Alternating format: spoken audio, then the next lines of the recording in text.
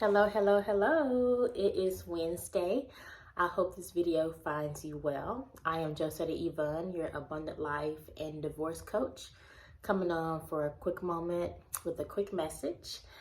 I just got in from my walk and I'm enjoying this fall weather that we are having. It's a little chillier, so that's why I have my cozy cardigan on. But I was coming on because I think it was yesterday, I saw a clip of a show by Tamron Hall that she did with this young lady, and it was about burnout. And it was so funny because I had just been looking up burnout maybe a week or so ago, and the young woman came on and told her story, and I can't remember all the details, but what stood out to me was she was so burned out that it caused her to have a mental health break. And she was considered to be one of the strong friends. And when she reached out to people, friends, co-workers, she even went to the police, no one was really willing to help her when she needed it the most. I think at the end, her father and her brother-in-law got very concerned and they flew up to where she was to check in on her.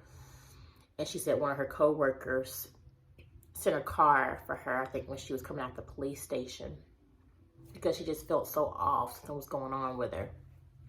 And she said it was because of burnout. She's a journalist. She had 3 jobs. And she was just going.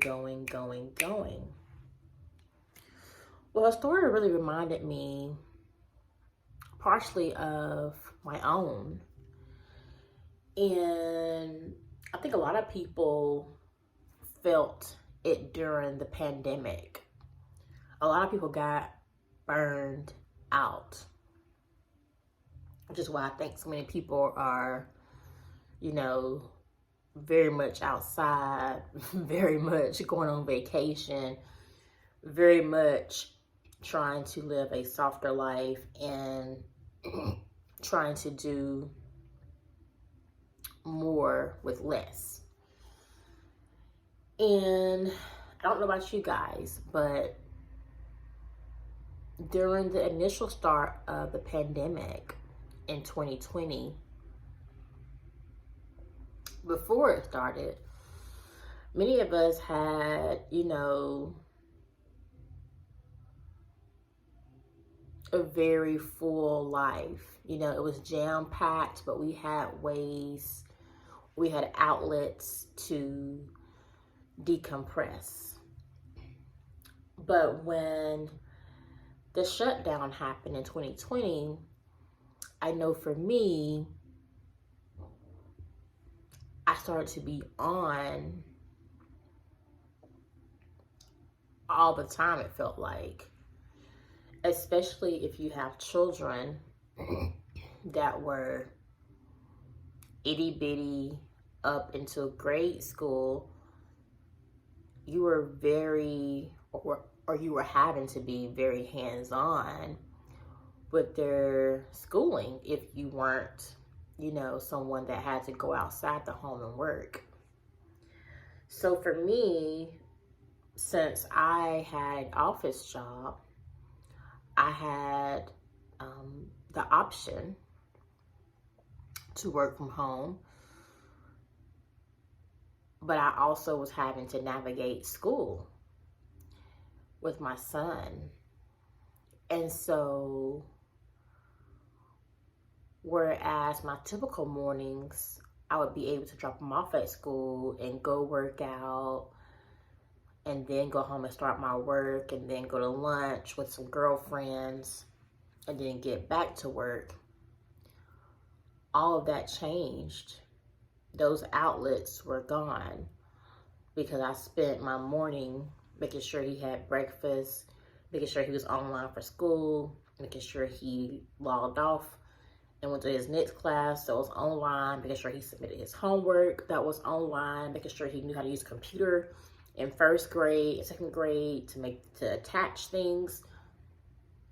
And then also answering his questions when the teacher had logged off, because the teacher would give assignments, but then he would have a question about this math problem or this paragraph he just read, or a word that's in there that he's like, well, what does that word mean?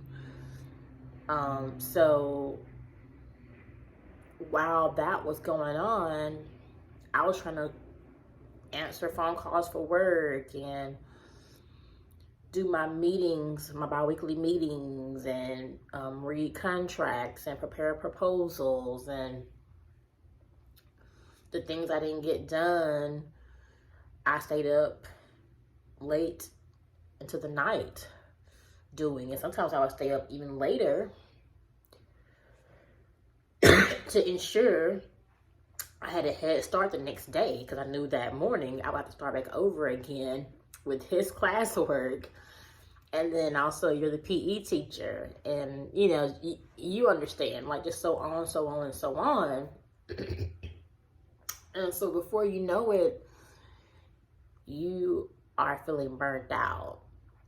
So by 2021, I was feeling the burn. It was like, I thought this was going to be short term, but now this pandemic is stretched out and it doesn't seem to be ending. And so with that burnout, the feeling of exhaustion just set in, because I don't know about you guys, but in our state, things were shut down in Alabama. And so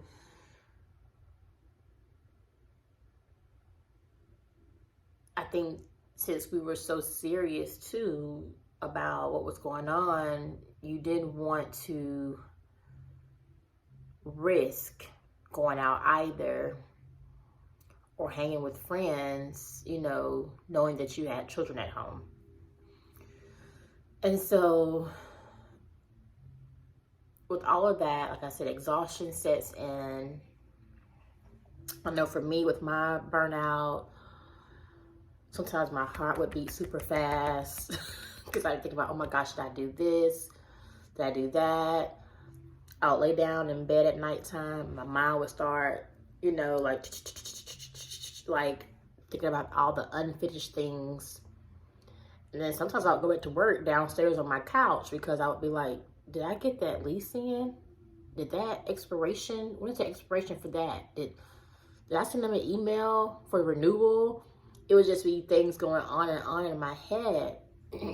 So I had a hard time sleeping. Sometimes I would get numbness in my arm probably from just, working the computer all day and the laptop, and then with him, and then cooking, and it's just so much. So other signs of burnout, though, is becoming ill. Like I said, she had a mental break, but sometimes it shows up in your body as well, from headaches, back pain, nausea, just tiredness, like I said, exhaustion, because I would wake up still tired. But what I did, because I know when you're feeling that burnout, it's like, okay, how do I get past this? And according to the World Health Organization, they define burnout as a syndrome conceptualized as resulting from chronic workplace stress. Now, I didn't think of it that way, because to me, the stress is coming from all angles. It's from being a full-time employee, from a full-time parent, and a full-time now teacher. Even though the teacher's coming on for a moment, it's like I'm still a full-time teacher. I'm hearing this teaching, this class I'm right here. I hear everything. Because he was in first grade and then second grade, so I wanted to make sure that he was on task as well. So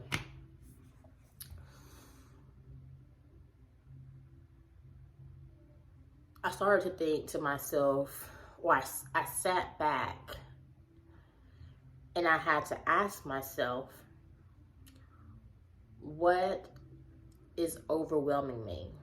What is causing this burnout? And I want you to do the same thing. Ask yourself, what is causing it? Is it my job?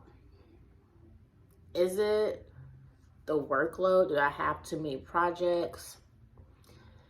Is it my clients that are more high maintenance? Because sometimes you have high maintenance clients and you have some that are kind of low maintenance, that are a little less demanding. And those are easier to maneuver versus the ones that want to call you all day and text you and email you, and then sometimes it's the exact same question that's been texted, emailed, and you've talked about on the phone. So that can be causing part of the stress and burnout and adding to it. So here's some things I did to conquer it. Now, I know this young woman, she left her job. Everyone does not have that option, that luxury, everyone's not partnered with someone that's going to hold down the fort. But if you can't leave your job, you could always take a leave of absence if you have that as an option. I can remember it's like some of my friends taking like a family leave, and I can't remember the other one. One of my friends took, it was like, I think it was considered to be a short term, like a sabbatical or something, but she was able to take some time away as well to kind of help with the burnout. Outside of that, for me, I started making sure I went to bed earlier. If it wasn't on fire, I stopped staying up to midnight to get things done. I started cutting the TV off. The TV used to be a way to unwind when I got home. But since I was always at home and the noise was never ending at home because it was me and my son and teaching and me working and me with clients and, just everything on the phone and virtual stuff, Zoom meetings. The TV to me just added on stress. It was no longer helping me relax. I started to read books. I started to actually start reading more because I was like, okay, this is helping me relax. Journaling my feelings about how I felt, what was going on. Pinpointing, okay, what is the true stressor here? And asking for help. Like if I had a 3-day weekend where my son was going to be off school for a holiday or something, I would call my mom and see if he could come stay with her. And that way it would give me some time to just kind of relax. And trying to think what else. What else did I do? I did more things that brought me joy. I started to walk more outside. I think since I had lost that outlet of working out at the gym, doing my Pilates and my yoga and my exercise, like all that was gone. Because at that time the gyms had closed. My outlet was okay. I have to go outside. I have to, I have to move because this energy is like in me and I can't get it out, and the gym's not open. And actually the gym, one gym I was a member of, it was a 24-hour fitness gym. I think he was still allowing people to come in, but I didn't feel 100% safe because of, what was going on with COVID. And so I just didn't want to risk bringing back the germs by going inside of the little 24-hour fitness gym. And I'm trying to think what else. I did a lot more self-caring. When my son would go to bed, I may do me a foot soak, paint my toenails.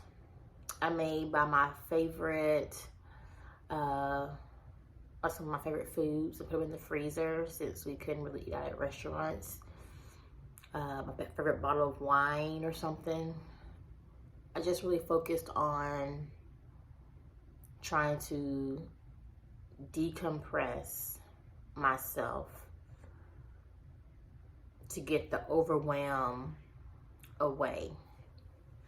And for me, also, I worked with a lot of men, and they got to focus on just their jobs because their wives handle the children.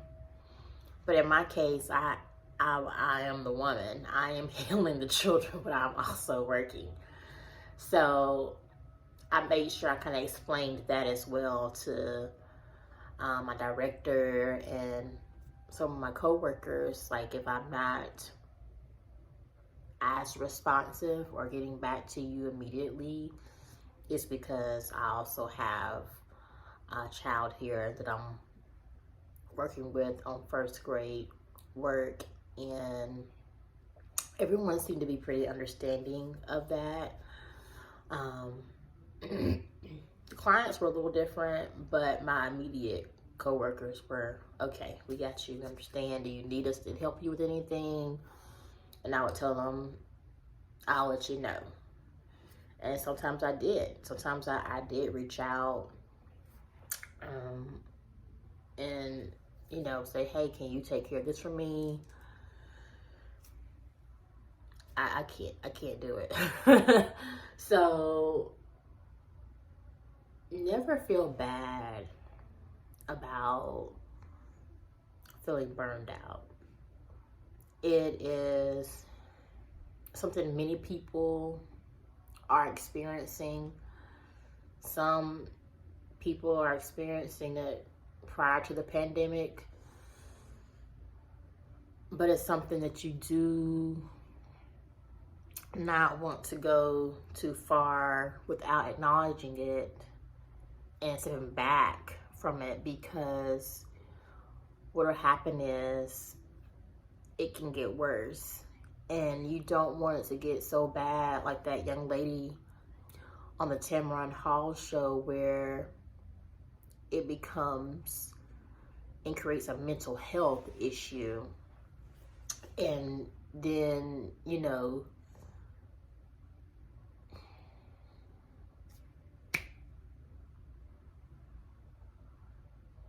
it can get bad if it gets that bad. So take care of yourselves.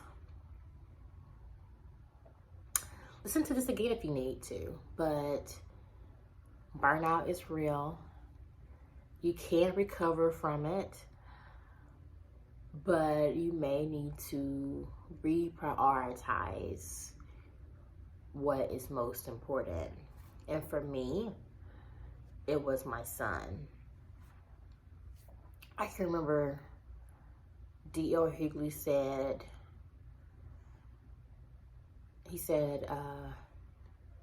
you're replaceable to your job, but you are not replaceable to your family. And I can remember when he said that, like, I really sat with that when he said it, because it really resonated.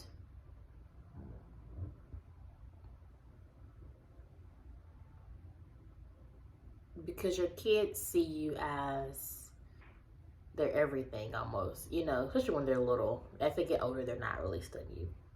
Which, yes, they are, but not the same. The dynamics change.